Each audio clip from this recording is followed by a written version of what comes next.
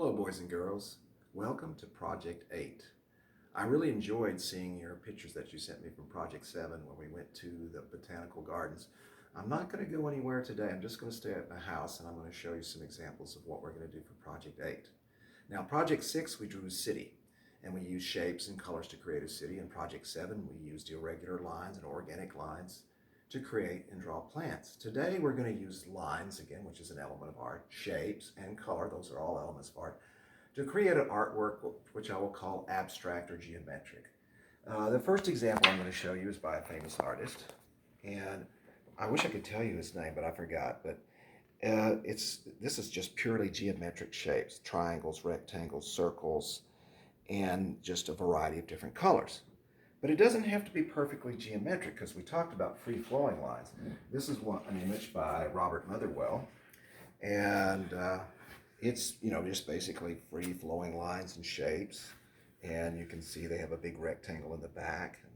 He only really used about 3 colors. You could use a lot more if you want. And the next person I'm going to show you is Hans Hofmann, who did use a much more variety of colors. And he just basically, he did different shapes, rectangles, and he put diagonal lines and just all over his paper, and he used a variety of colors. When I say variety, it means a lot of different colors. Okay, this next piece is by David Hockney, and here again, it's an abstract. We don't really know what it is, and that doesn't really matter. You can create art just with shapes and colors. He used a lot of curved lines, and he used also what we call pattern. He put little dots in some of his shapes and used a variety of different patterns and stuff. You could do that too if you want to. You don't have to just color it all solid. And then this is a piece by Lewis Jones. And here again, we really don't know what it looks like, and we don't really have to know what it looks like. Art does not necessarily have to look like something. You see all these different shapes. He used some triangles and some circles and irregular shapes, not just a geometric shape. And he painted this. This is a painting. And then the next artist, of course, is one of the most famous artists that ever lived. His name is Pablo Picasso, and he did all kinds of paintings. Some of his paintings look like things, and some of them are abstract like this. He used a lot of different lines. He didn't use a whole lot of color in this one. It was kind of just basically grays and yellows, and he used the black lines. I recommend that you use a variety of colors. I think you'll enjoy your picture a lot more. And now this is not an abstract painting, but this is an example of a Navajo rug. The Navajos are Native Americans that lived in the southwest of this country. And this is a rug that they would use to either sleep on or cover themselves up or put on the floor to walk on. But you see these wonderful geometric patterns, these long rectangle lines, this zigzag line, these little squares and rectangles all put together, triangles, to create this pattern. So, even with applied art, you can see this kind of abstract, just using geometric shapes. Now I'm going to show you some work done by some of the students. I'm going to put these to the side. And here's some examples from the students in the past that created a picture just using shapes and colors. Very nice job coloring. They used marker. They started out with black marker, and then they colored in their shapes. Okay, take your time on this, especially you little ones. It's not a rush to get finished. Here's a nice one that's done with crayon. And here you can see there's some triangle shapes, there's half circles, there's a rectangle, but then there's these curved lines, little circles all over. And then they colored it a variety of different colors, makes it really look nice. And then there's a big one right here.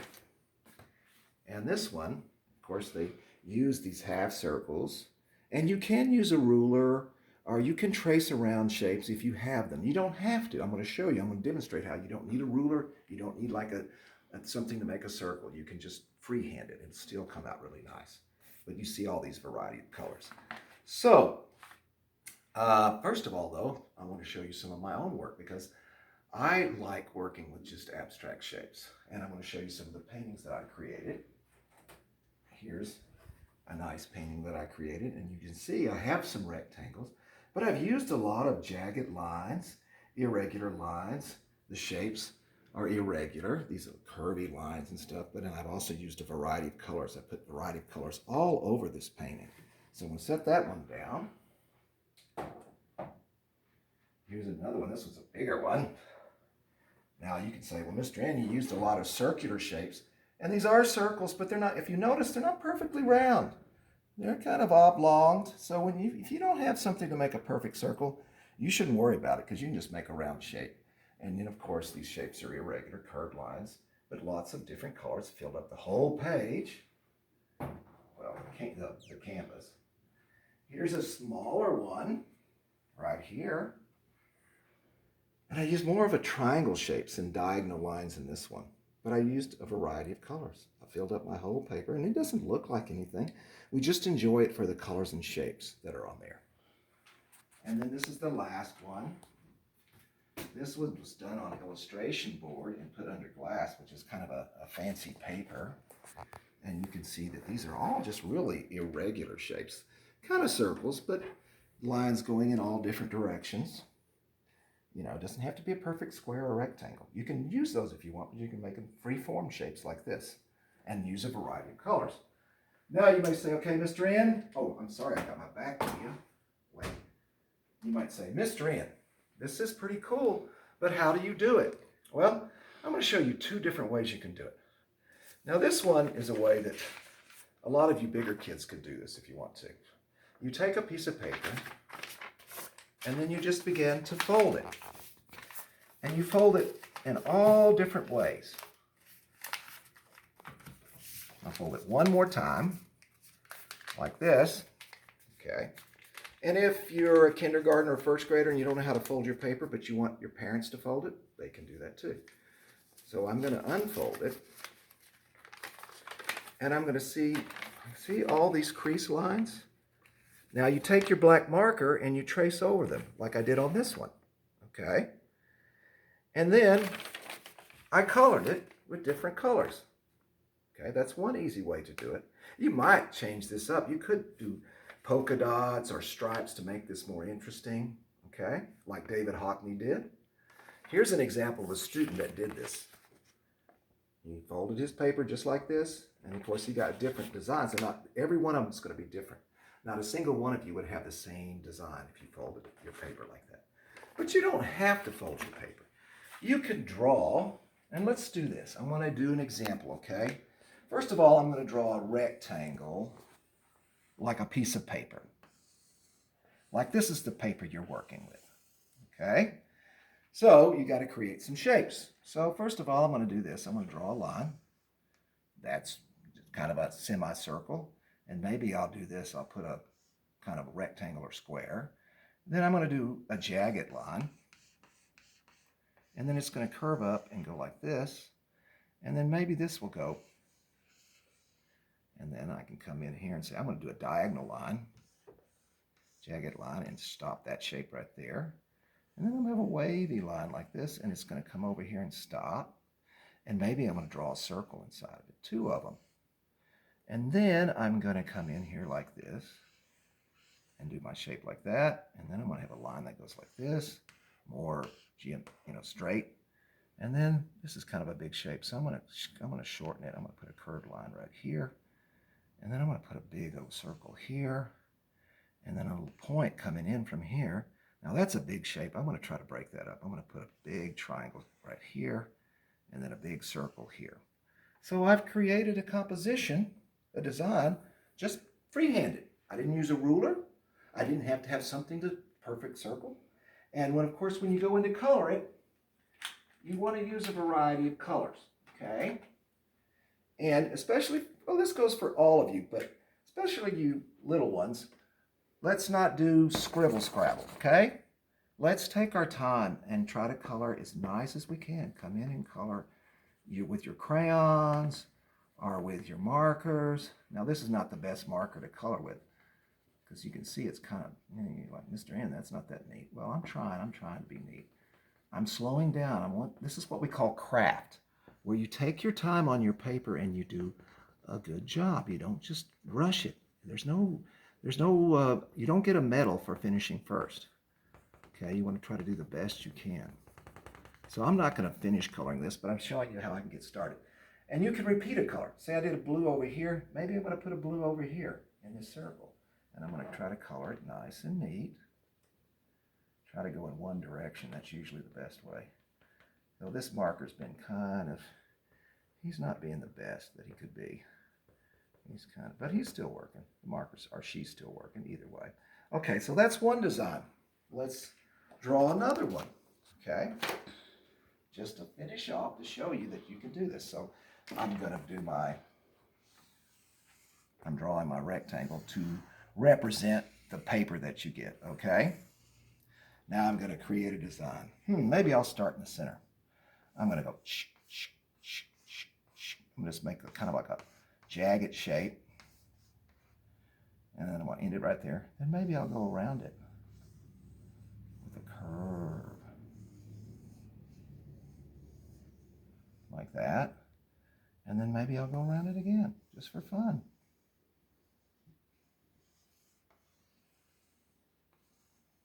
And then I do that. And then maybe I'll say, well, I'm gonna come in from the corners. Stop right there. Maybe I'm going to come in from this corner and I'm going to do a loop to loop and come right there. And then maybe I'll just do a ziggy line right there. Maybe I'll draw a circle right here in the middle. And then maybe I'll just put a line right there. And I'll come in from this corner. And I stop. And then I'm going to come right here. I can go anywhere I want.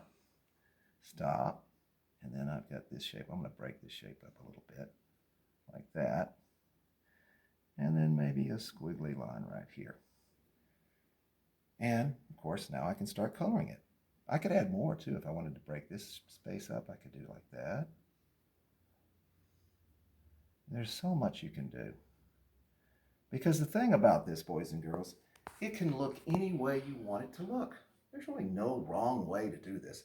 Except if you just were like, now you can't do that. That wouldn't look very good. So take your time. And you can play around with your shapes. Like if I'm going to say, okay, I'm going to move this one. I'll make that like that. And maybe I'm going to block that off. And maybe I'm going to block that off. And maybe I'm going to put a circle here. A circle there. Maybe I'm going to do this. Break this shape up even more. There's all kinds of stuff you can do. And then when you get it all drawn off the way you want it, then you can start coloring it. Now I have two examples that are kind of like what we did up there. And I colored them. And I used a variety of colors. And you notice one of the things I did, I got a pink here, and I put a pink here. But like here, I put a yellow here, and I put a yellow over on the other side of the paper. You can play around with that. Like I got a green up here, and I put a green down here. So you can use your colors over. Don't sit there and say, Mr. N, I've used all my colors up. I can't color anything else. Well, you can repeat your colors, okay? Now, you don't want to color everything blue, even if you like blue. It just makes your picture not as interesting, and we want to make our pictures as interesting as possible. So remember, for this project, it is Project 8, and we're doing abstract shapes. Our pictures don't have to look like anything, but I'm going to clarify, though.